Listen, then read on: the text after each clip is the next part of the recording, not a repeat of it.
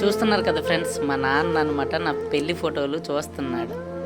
చూసి మురిసిపోతాడు అనమాట నా పెళ్లి ఫోటోలను చూసి. అయితే మా నాన్న గురించి మీకు ఒక విషయం చెప్పాలి.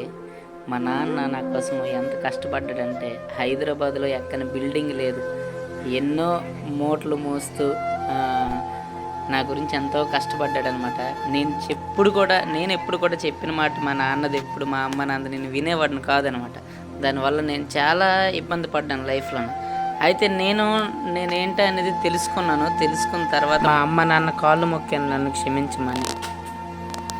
క్షమించమని అడిగాను. అప్పుడు మా నాన్న వాళ్ళు నన్ను మనస్ఫూర్తిగా క్షమించారు. ఆ తర్వాత నేను సోషల్ మీడియాలో పేరు సంపాదించాను అనమాట.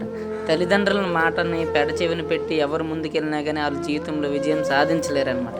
అది ఎవరైనా మీరు గుర్తుపెట్టుకోండి. మా నాన్నకి మొన్న రీసెంట్గా బాగలేకపోయింది, మీ అందరి ప్రార్థన వల్ల బయటపడ్డాడు.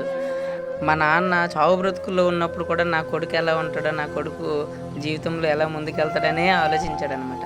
ఇంత గొప్ప తల్లిదండ్రిని నాకు దేవుడు ఇచ్చినందుకు నేను దేవుడికి థ్యాంక్స్ చెప్పుకుంటాను. మా అమ్మ నాన్నకు కూడా థ్యాంక్స్ చెప్పుకుంటున్నాను. మరి నాలాంటి వాళ్ళు మీలో ఎవరైనా ఉన్నారేమో, ఎప్పటికైనా మీ తల్లిదండ్రులని కంటికి రెప్పగా చూసుకోండి. Thank you so much. God bless you.